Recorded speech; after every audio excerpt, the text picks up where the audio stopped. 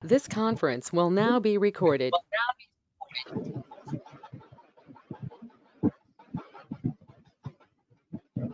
Start చేయనా? Thank you. కలిపేసింది దగ్గర.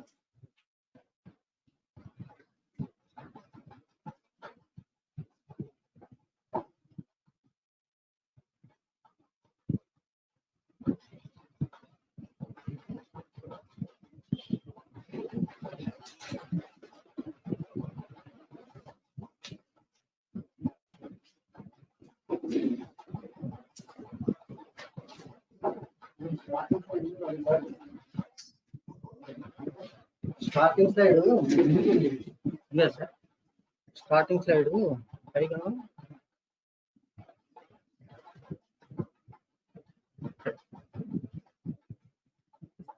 కాదు కింద పిక్చర్ వస్తుంది. అది ఇదే స్టార్ట్. కాసేపు ఉండండి, ఏమైనా ప్రాబ్లం వస్తే కలిపి దగ్గర ఇచ్చింది.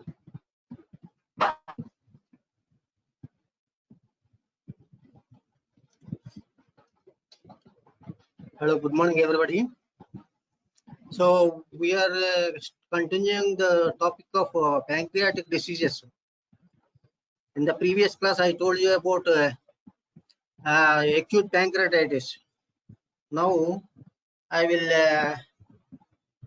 continue with chronic pancreatitis. Chronic pancreatitis is a chronic inflammation of pancreas with fibrosis and irreversible loss of pancreatic parenchyma. Just like acute pancreatitis is acute inflammation, chronic pancreatitis is chronic inflammation. Inflammation heals by fibrosis. So inflammatory process destroys the pancreatic tissue. So pancreas is actually 85% of pancreas is exocrine pancreas. So initially the exocrine pancreatic tissue is destroyed, then later endocrine pancreas is destroyed. So most prominent symptoms are related to symptoms are related to pancreatic parenchymal destruction. It affects middle-aged males. Alcohol is the commonest cause. The causes of chronic pancreatitis are same as acute pancreatitis. Recurrent attacks of acute pancreatitis will lead to chronic pancreatitis. So in 80% of cases, alcoholism and biliary tract disease are the causes of chronic pancreatitis. Clinically, patient develops recurrent attacks of severe abdominal pain. Pain is in the epigastric region. It is radiating to the back. Pain is severe and there are recurrent attacks over a period of months or years. And gradually the pancreatic tissue is destroyed and patient develops malabsorption syndrome. Pancreas secretes a number of proteolytic enzymes like trypsin, chymotrypsin, elastase, protease, and lipase and other enzymes are secreted into the duodenum where the food is digested. So lack of these pancreatic enzymes due to destruction of the pancreas leads to malabsorption of proteins and carbohydrates, and also malabsorption of vitamins, particularly steatorrhea. Steatorrhea is the term given to malabsorption of fat. Fat and fat soluble vitamins like vitamin A, D, E, K also are not properly absorbed. So patient develops syndromes related to the deficiency of these vitamins. So that is the important clinical presentation. Patient may develop jaundice and abdominal pain may follow food, alcohol or opiates. Some patients may be symptomless without any pain or this thing, slowly the pancreas becomes destroyed and ultimately manifests syndrome with the syndrome of malabsorption. So some patients are symptomless and ultimately develop malabsorption syndrome. And late in the course of disease, after the destruction of exocrine pancreas, endocrine pancreas is also destroyed. Most importantly, the beta islet cells are destroyed. When they are destroyed, patient develops diabetes mellitus. Diagnosis is made by clinical examination findings, and also it is supported by X-ray, plain X-ray abdomen. So many the pathology, many cases of pancreatitis, chronic pancreatitis, are associated with dystrophic calcification and also stones in the pancreatic ducts. So these calcifications and stones can be visualized in plain X-ray, and also they can be demonstrated by CT. Here is the CT picture. The arrows show calcifications. So, and also the disease can be diagnosed by endoscopic retrograde cholangiopancreatography or MRCP. And again, we will touch with etiology. I have already told you that there is a important causes, repeated episodes of acute pancreatitis. That means what are all the causes of acute pancreatitis? Also cause chronic pancreatitis,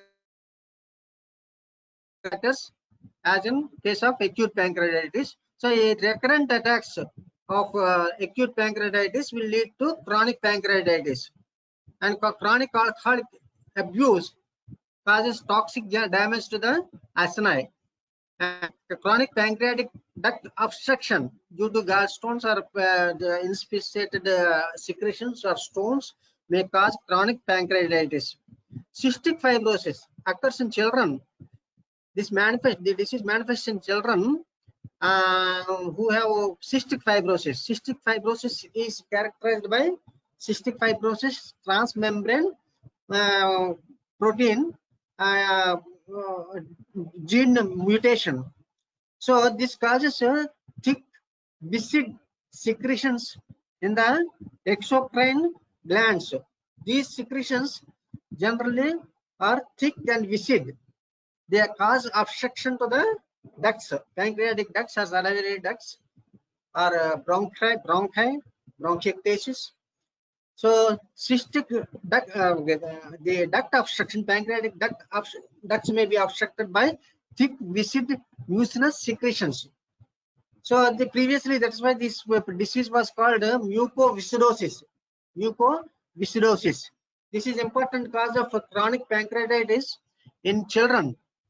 And hemochromatosis, deposition of iron in the pancreas, may also cause diabetes and chronic pancreatitis. Hyperlipidemia and tropical pancreatitis, autoimmune pancreatitis. These are all various uncommon causes of chronic pancreatitis. And still there are some cases which are idiopathic.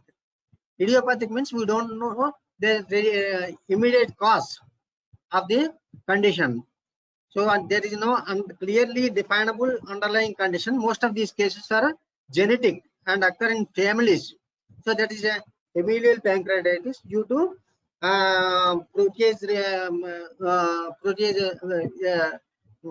PRSS1 and SPINK1 gene mutations. This is the gross appearance of pancreas in chronic pancreatitis. Chronic pancreatitis may be calcifying pancreatitis or non-calcifying pancreatitis. In calcifying pancreatitis, you will find stones in the pancreatic ducts. You can see here a row of calcified stones in the main pancreatic duct. So the arrows indicate the presence of whitish stones. So pancreas is shrunken, fibrotic. It is small in form in consistency because of fibrosis, and the ducts are dilated and contain numerous stones. The arrows indicate the calcified stones in the dilated pancreatic ducts. So morphologically, grossly, you have seen duct strictures and dilatations, and a hard shrunken pancreas containing plugged dilated ducts. The ducts are dilated and plugged with stones, and this appearance of a pancreas may mimic pancreatic cancer. Pancreatic cancer, form or hard consistency, small shrunken gland, and this may have grossly this. So only histopathologically we can differentiate pancreatic cancer from chronic pancreatitis. So microscopically you will see chronic inflammation, as the name indicates, chronic inflammation and fibrosis, diffuse fibrosis affecting the entire gland, and destruction and atrophy of the pancreatic acini. Destruction and atrophy of the pancreatic acini, that is the cause for enzyme deficiency and malabsorption syndromes. And late in the course of disease, islet cells of the pancreas are also destroyed, but initially they are spared. They are not destroyed initially, but late in the disease course, pancreatic islets may also be destroyed, leading to diabetes mellitus. So microscopically, most important findings are chronic inflammation, fibrosis, atrophy of the pancreatic acini. This is the normal pancreas. For comparison, I kept a photo of a normal pancreas. Normal pancreatic tissue consists of pancreatic acini surrounding an island of islet cells, alpha cells, beta cells, delta cells, and other types of cells which secretes various hormones. Most important hormone, that is insulin, is secreted by beta cells. Alpha cells, islet cells secrete glucagon, like that. So this is hyper view of pancreas. Pancreatic ducts are not shown in this picture, but you can see the islets, pancreatic acini surrounding a central island of islet cells. This is the histological picture in chronic pancreatitis. You can see the pancreatic tissue mostly is consisting of inflammatory cells, inflammation, areas of inflammation, and fibrosis surrounding atrophic glands and dilated ducts.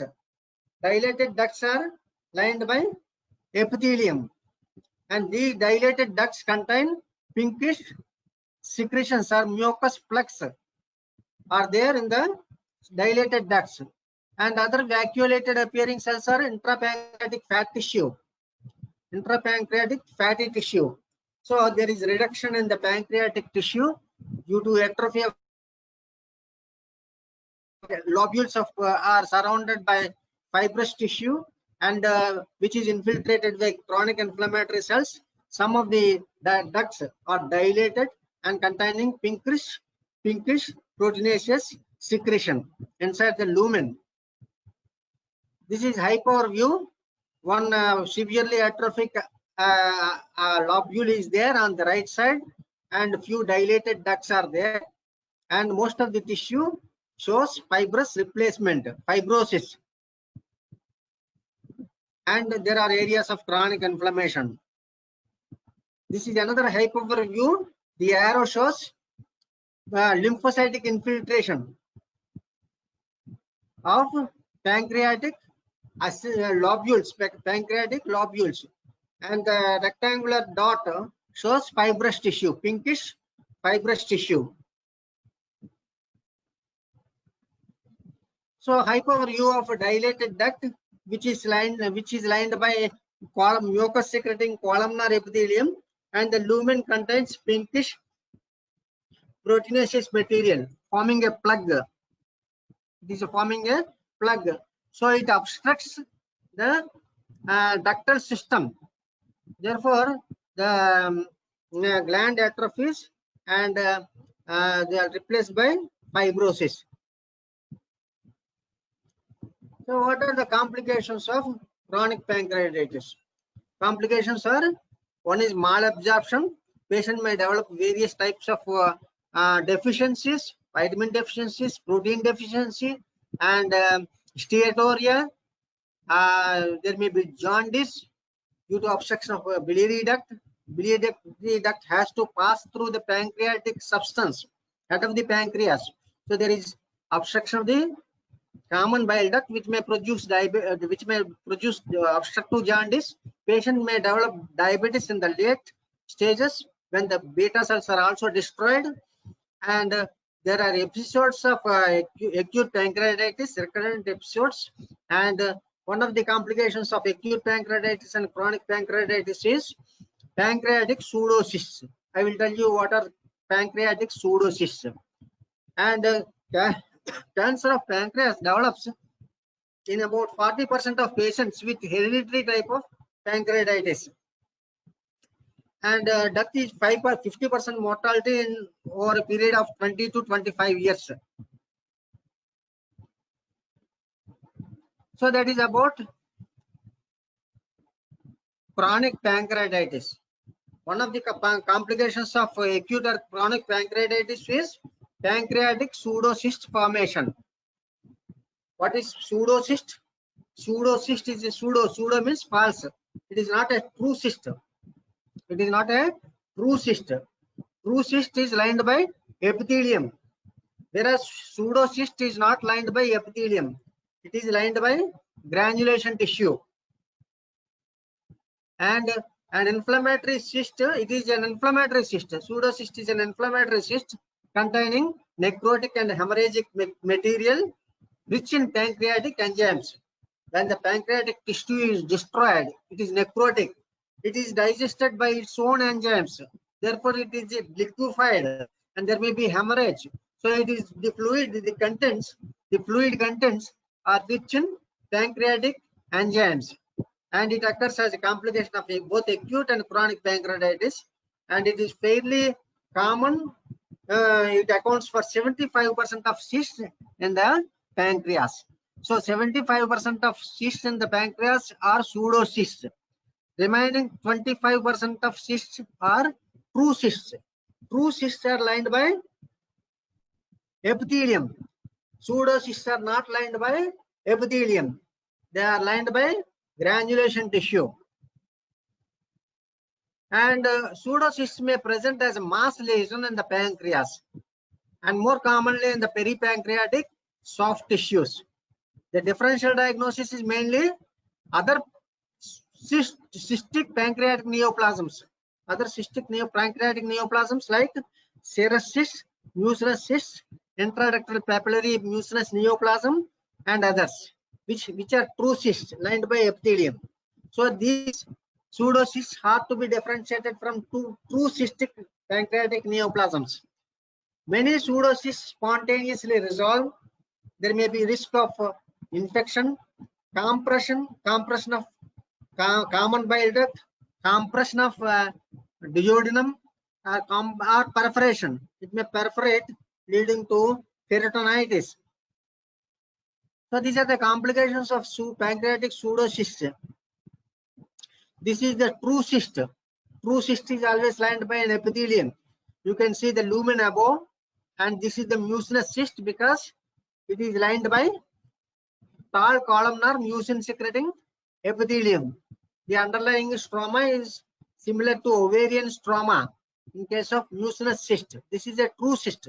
Just for comparison, I have kept this photograph. This is pancreatic pseudocyst. Pancreatic pseudocyst does not have any lining epithelium. It is lined by granulation tissue. Granulation tissue consists of proliferating blood vessels and inflammatory cell infiltrate, which consists of lymphocytes, plasma cells, and macrophages, and some fibroblasts. So it is a pseudocyst, not lined by epithelium but lined by granulation tissue.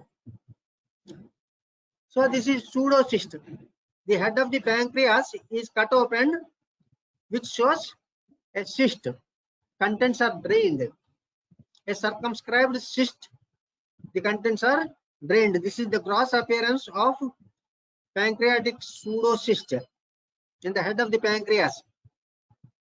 This is another pseudocyst which shows a perforation. In the center of the cyst, you can see the background, blue background. That means there is perforation of the pancreatic pseudocyst. So other complications are abscess formation or obstruction to the duodenum or common bile duct. So that is about a pancreatic pseudocyst. Now we go to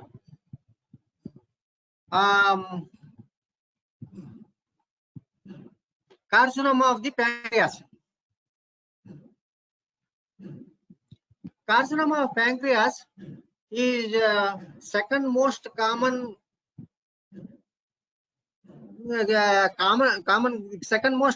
GIT malignancy after colorectal carcinoma. First common cancer is colorectal carcinoma. Second common cancer is pancreatic carcinoma. And it usually occurs in 7th or 8th decades of life. Male to female ratio is 2:1. The exact cause is not known, but there are some risk factors associated with carcinoma of a pancreas. These are, one is smoking, more common in smokers.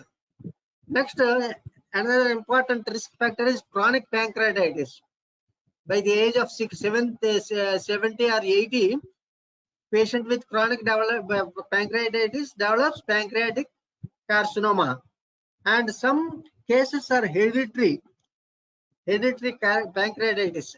Hereditary pancreatitis, about 40% of cases of hereditary pancreatitis, chronic pancreatitis, develop pancreatic carcinoma. And diabetes mellitus, particularly animal fats, are carcinogenic, and cirrhosis. These are some important risk factors for the development of carcinoma of the pancreas. Microscopic appearance, macroscopic appearance. Macroscopic means gross appearance. What is the appearance of pancreatic pancreas in case of carcinoma of pancreas?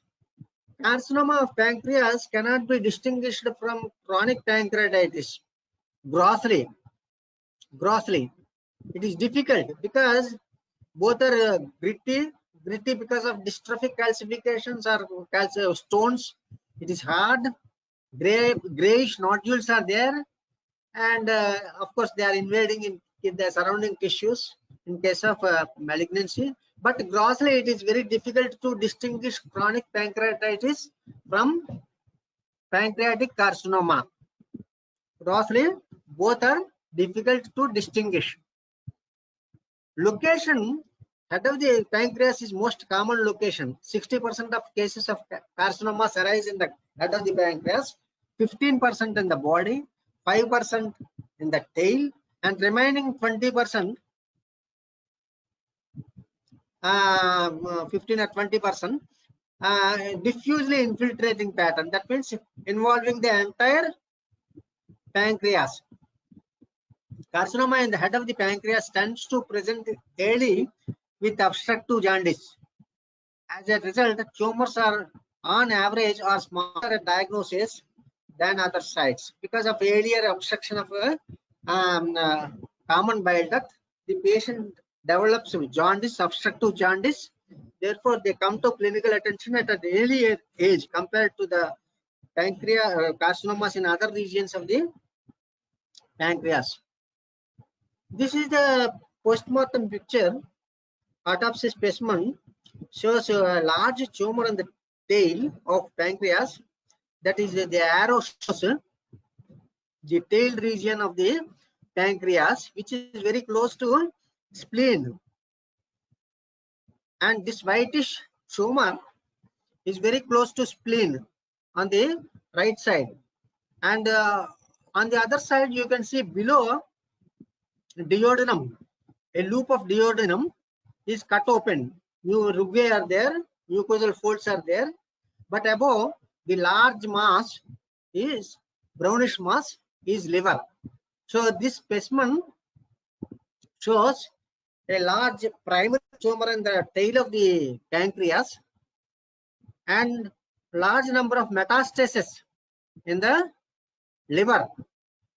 Multiple nodules are present in both lobes of the liver, with some with central necrosis, brownish dots on the center of the nodules due to necrosis.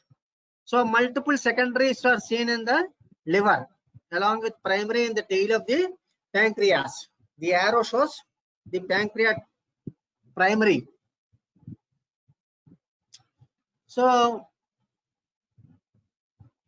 microscopically, pancreatic carcinoma arises from the pancreatic ductal epithelium. Tumor is microscopically, it is adenocarcinomas. It may be well differentiated and moderately differentiated and poorly differentiated adenocarcinomas composed of glandular spaces surrounded by fibrous tissue.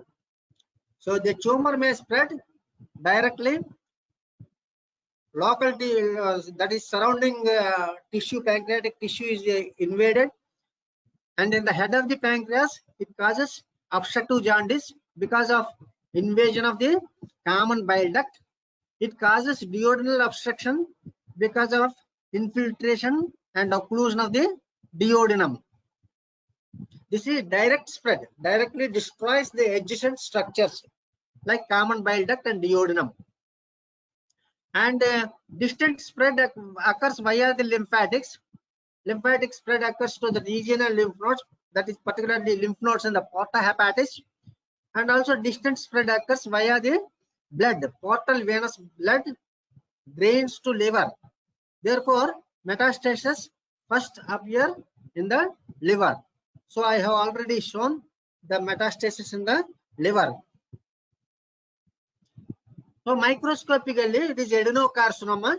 There are three pictures are there in this field. One side you get A, that shows well differentiated adenocarcinoma, well formed neoplastic glands irregularly infiltrating the surrounding stroma. And you can see the next picture, moderately differentiated adenocarcinoma.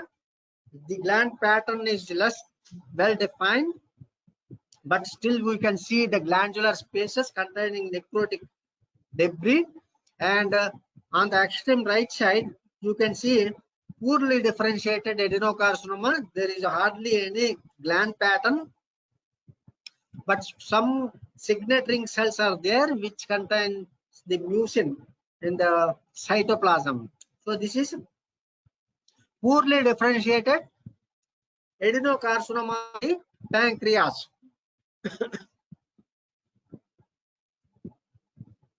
So the clinical features, epigastric pain and weight loss, similar to chronic pancreatitis. In more than 90% of cases, there is epigastric pain associated with weight loss. Signs of common bile duct obstruction may occur, particularly in the region when carcinomas occur in the head of the pancreas. Carcinoma of the head of the pancreas, because the head of the pancreas surrounds the common bile duct, therefore it occludes the common bile duct, causing obstructive jaundice. Obstructive jaundice is present in more than 90% of such cases, and conjugated bilirubin is present in high levels in the blood in more than 50% of cases. And because of obstruction, there is no bile secretion into the intestine. Therefore, the stools are clay colored or light colored because of absent urobilinogen or bilirubin pigment. And palpable gallbladder, that is clinically called Courvoisier's sign. It is seen in 30% of cases. Palpable gallbladder, painless palpable gallbladder occurs in 30% of cases. This is called Courvoisier's sign. And many disseminated cancers are associated with migratory thrombophlebitis.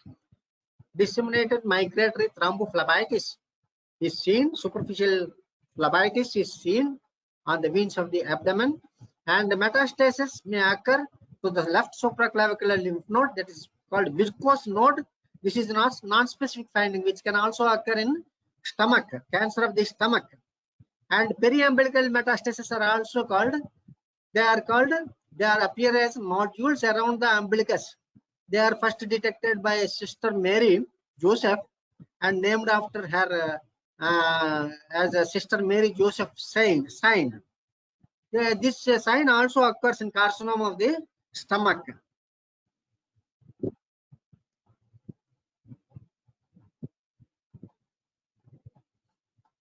So laboratory findings: increase in CA 19-19 is good gold standard tumor marker, and CT is very important, almost diagnostic.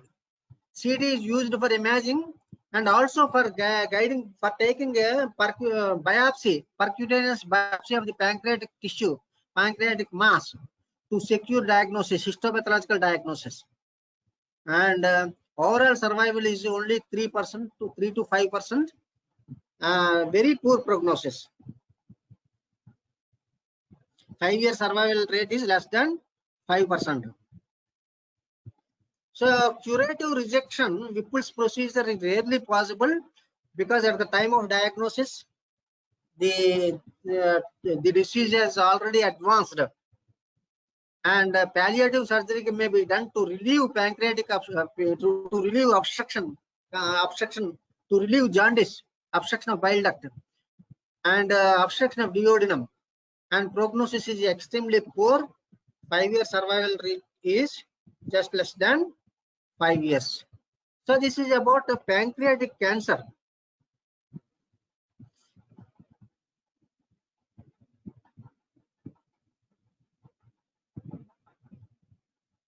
So exocrine pancreas is over. Now we go to the diseases of the endocrine pancreas. Most important is diabetes mellitus. This is very important topic. I think this could be covered in chapter on endocrine diseases in many textbooks, and probably in theory classes you might have been taught about diabetes mellitus. This is very important disease because it is common. This is most common disease, occurs in 7% of general population. 7 to 10% of population, general population, particularly in the middle-aged or younger, even younger people are also affected by diabetes mellitus. It increases the risk of, not only it is a metabolic disorder that affects the body metabolism, it also affects, because of chronicity, it also affects the functions of other systems, causing morbidity and increased mortality. So atherosclerotic coronary artery disease may develop, leading to myocardial infarction. Cerebrovascular diseases may develop, leading to cerebral infarction or cerebral hemorrhages. And it is leading cause of chronic renal failure. Adult onset blindness because of involvement of eye, and non-traumatic lower extremity amputations because of gangrene. So there are various complications associated with diabetes mellitus. For these reasons, diabetes is very important for us. So what is the definition of diabetes? Diabetes is a group of metabolic disorders sharing the common underlying feature of hyperglycemia. So all those conditions which are characterized by increased glucose in the blood, hyperglycemia, are grouped under the term diabetes. So diabetes, hyperglycemia due to hyperglycemia is due to inadequate insulin action or inadequate insulin production, or both. Inadequate insulin action or production, or both. So it is a chronic disorder of carbohydrate, fat, and protein metabolism. with long-term complications affecting the blood vessels, kidneys, eyes, and nerves.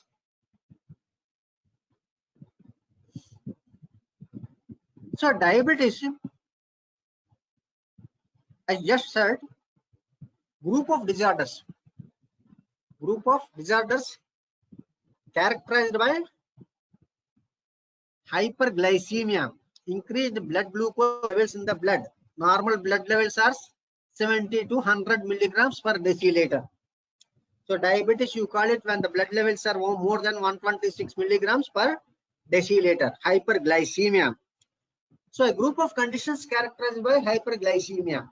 These are classified broadly into two groups, primary diabetes and secondary diabetes. Primary diabetes is most common. 95% of cases are primary diabetes. Diabetes mellitus means primary diabetes. Unless otherwise specified, diabetes means primary diabetes.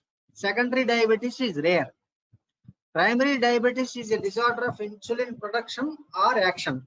It is primarily due to defect in insulin secretion or insulin action. That is the definition of primary diabetes. Whereas secondary diabetes is due to other causes. There are various categories in this secondary diabetes group. So as I said, chronic pancreatitis in advanced cases may cause beta cell destruction, may also cause diabetes mellitus. And other secondary diabetes cases are hypersecretion of hormones that antagonize the effect of insulin. Insulin is the only anabolic hormone. Insulin is the only anabolic hormone. It is opposed by a number of hormones. They are catabolic hormones. They are glucocorticoids secreted by adrenal glands, growth hormone secreted by pituitary, epinephrine and norepinephrine secreted by adrenal medulla. So diseases of these endocrine glands may produce diabetes mellitus because the hormones these diseases produce in excess are diabetogenic hormones. They oppose the action of insulin. Diabetogenic hormones, they oppose the action of insulin. Therefore, secondary diabetes develops. For example, glucocorticoids in Cushing syndrome, growth hormone excess in acromegaly, and epinephrine excess or secretion in case of pheochromocytoma. So all these are diabetogenic hormones which oppose the action of insulin. Therefore, the patient develops diabetes. So there are several types of secondary diabetes, but our main concern is primary diabetes because this is most common. 95% of cases are primary diabetes. Diabetes mellitus means diabetes means primary diabetes unless otherwise specified. So we are discussing about primary diabetes. Primary diabetes is again classified into two types, type 1, type 2. Primary diabetes is by far the most important cause of diabetes, and it is further classified into type 1 diabetes and type 2 diabetes. Type 1 also known as insulin dependent diabetes mellitus. The patient depends on injections of insulin for survival. Therefore, it is also called insulin dependent diabetes mellitus. It occurs in children. Therefore, it is also called juvenile onset diabetes mellitus. Type 2 diabetes occurs in adults. That's why it is also called mature onset diabetes. And the patient need not require insulin, at least in the initial stages. The patient can be managed by oral anti-diabetic drugs, exercise, and reduction in weight. So with these methods are helpful in the management of type 2 diabetes. Therefore, insulin is not a must for cases of type 2 diabetes. Therefore, type 2 diabetes is also called non-insulin dependent diabetes mellitus. It occurs in adults middle-aged or elderly people. Therefore, it is also called mature onset type of diabetes. So these are the differences between type 1 diabetes and type 2 diabetes. Type 1 diabetes occurs in children or adolescents. Type 2 diabetes occurs in middle-aged or elderly people, and male to female ratio is equal in both cases. And type 1 diabetes is less common. One third of primary diabetes is type 1. 2/3 are primary or type 2. Type 1 is acute or subacute in onset. It is sudden in onset. Though the disease, it is due to destruction of pancreatic islets, pancreatic beta cell islets. Destruction of beta islet cells leads to type 1 diabetes. Though the destruction occurs over a period of months or years, when the 90% of beta cells are destroyed, then suddenly the disease appears in case of type 1 diabetes. Type 2 diabetes is gradual in onset, slowly develops. Patient develops diabetes mellitus. Initially, patient has a glucose intolerance, which is identified as impaired glucose tolerance. Then later, after 5 years or 6 years, patient develops frank diabetes mellitus. So gradually, patient develops type 2 diabetes. Generally, type 1 patients are thin and type 2 patients are obese. And important complication of type 1 diabetes is ketoacidosis. Ketoacidosis is rare in type 2 diabetes. And plasma insulin levels are absent or low. There is absolute insulin deficiency in case of type 1 diabetes. This is because beta cells are destroyed by autoimmune mechanisms. So insulin must be given to type 1 diabetes. It is so because insulin levels are very low or absent in plasma. Whereas in type 2 diabetes, the plasma insulin is normal or raised. This is because the disease is because insulin insensitivity of the tissues. The next column is patients with response to insulin is good in case of type 1 diabetes. So the insulin sensitive type 1 diabetes. Insulin is normally present in the plasma, but the tissues are insensitive to the action of insulin in case of type 2 diabetes. That is called the end organ resistance. Resistance to the action of insulin occurs in type 2 diabetes. The muscles, adipose tissue are resistant to the action of insulin. Insulin levels are normal or even increased in the plasma, but the tissues are resistant to the action of insulin in case of type 2 diabetes. And what is the mechanism of disease? Type 1 diabetes is due to autoimmune mechanism. Islet cell antibodies are present in the blood. Non-autoimmune mechanism is operative in case of type 2 diabetes. It is mostly due to environmental factors. There is no islet cell antibodies, there is no islet cell destruction. So islet cell antibodies are absent, and genetic predisposition is associated with diabetes mellitus, and there is association with HLA-DR genotypes in case of type 1 diabetes. And type 2 diabetes has polygenic inheritance. Polygenic means many genes. Each gene is having a small effect. So multiple genes having similar action, when they are defective, they produce a disease. So individually these genes have small effect, but as a group they produce a massive effect. So that's polygenic inheritance is important in type 2 diabetes.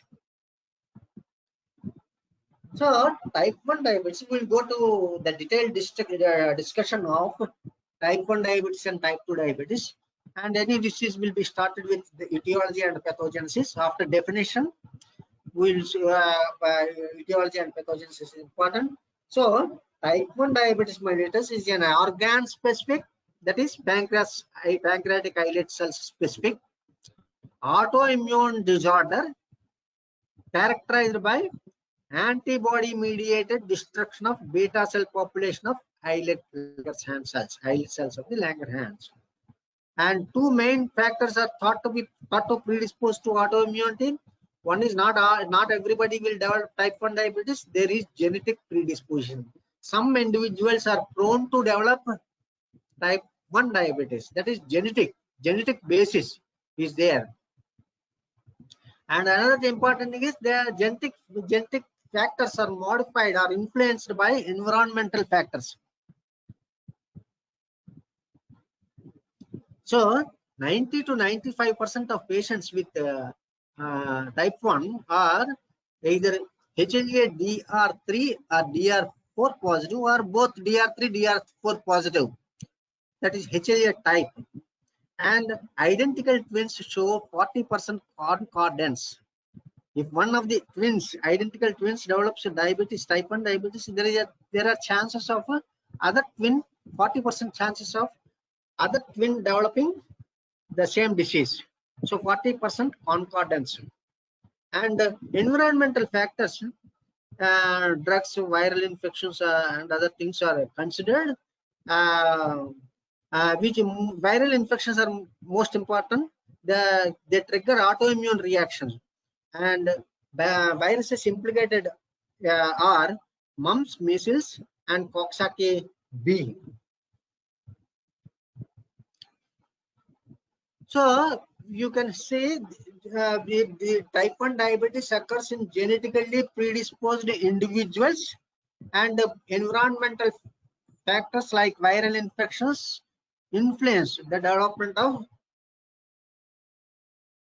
So the postulated mechanism is environmental factors like viral infections induce autoimmune destruction of beta islet cells in genetically predisposed individuals. That is the statement mechanism of type 1 diabetes.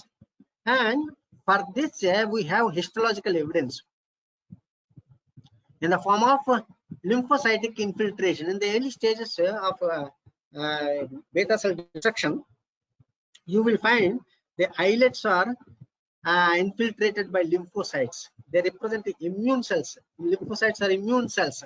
So immune destruction occurs, and insulin secreting cells of beta cells. The result is insulin deficiency. Destruction of beta cells leads to insulin deficiency. And insulin is important hormone which facilitates entry of glucose into the tissues, muscles and adipose tissue. So in the absence of insulin, glucose cannot be taken by the muscles or other peripheral tissues. Therefore, there is hyperglycemia. That glucose levels remain elevated. And because of hyperglycemia, there are secondary metabolic complications. Again, this is the normal pancreatic tissue. In the center, you can see the islets of pancreas, the islet cells. Individually, we cannot see any difference among beta cells, alpha cells, gamma cells, delta cells, and other cells. But immunohistochemically, we can mark various types of these cells. And in diabetes, type 1 diabetes mellitus, we will see specifically beta cells are attacked by lymphocytes. So this is normal islet cell, island. In the center of the picture, you can see small monomorphous appearing cells. These are islet cells. Grouped together, alpha cells, beta cells, gamma cells, delta cells, and all pancreatic polypeptide cells and other cells. All the cells are grouped together. They cannot be distinguished by hematoxylin eosin staining. Only immunohistochemical staining only we can identify different types. This is high power of the same island of islets. You can see many are islet cells, but you can also see small dark staining rounded cells which are lymphocytes. T lymphocytes attack and destroy the pancreatic islet cells. The small rounded cells with dense nucleus are the arrow shows, particularly this group of cells. So these are lymphocytes, T lymphocytes. These lymphocytes attack and destroy specifically beta cells. Therefore, the patient develops insulin deficiency. Specifically, they attack beta cells. So this is a evidence that there is immunological attack. That is called insulitis. Itis means inflammation.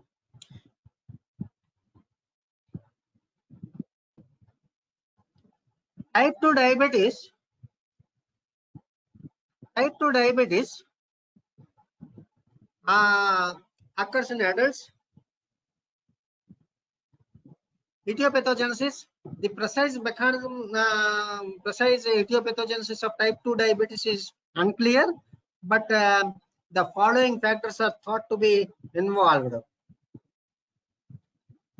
There is no role for autoimmunity. There is no role for destruction. Absolute deficiency is not there. There is no, because there is no destruction of pancreatic islets. But I will tell you the details. Genetic factors are also important here, but more important than in type 1 diabetes. And the concordance in identical twins is 90% compared to type 1 diabetes. If one among identical twins develops diabetes, type 2 diabetes, there are 90% chances of other identical twin developing type 2 diabetes.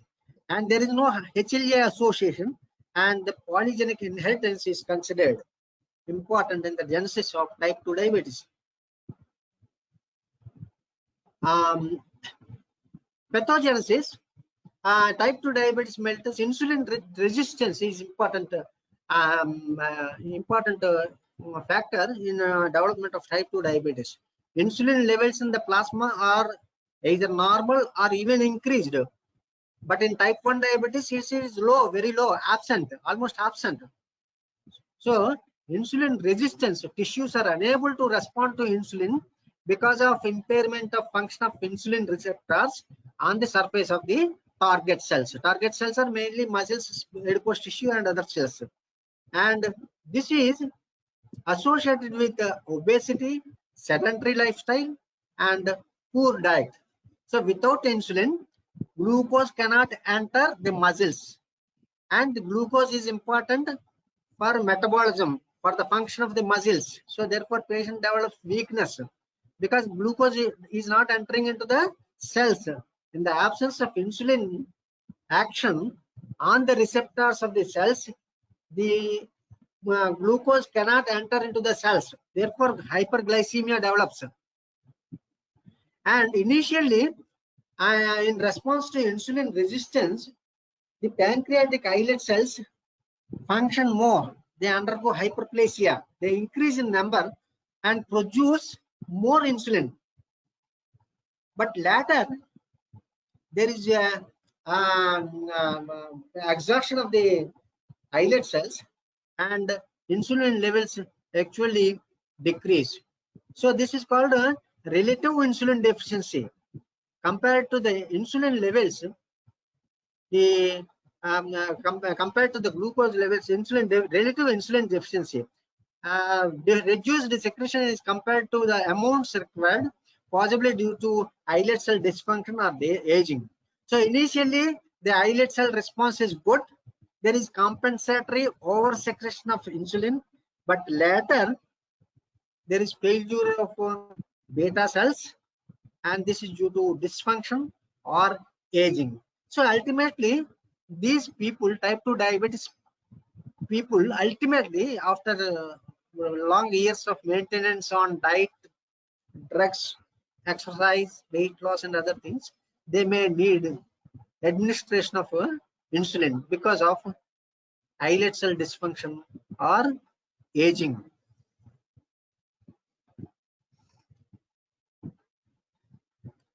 So this is a islet cell amyloid deposition. The important histological finding in type 2 diabetes is islet cells show pinkish homogeneous material in the islets.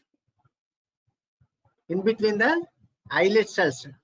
So this is amyloid produced by amylin, secreted by beta cells. So this amylin forms amyloid, and that is indicated by a rectangular dot in this picture. That is islet cell amyloid deposition. This is a feature of long-standing cases of diabetes, type 2 diabetes.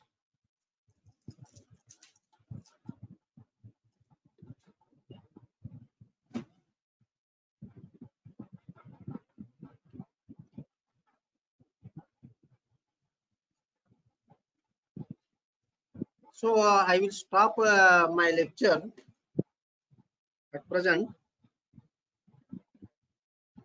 I will continue tomorrow. Hello? Hello? Hello? Hello? So I will continue tomorrow at 10:30 and complete the diseases of the pancreas. Thank you.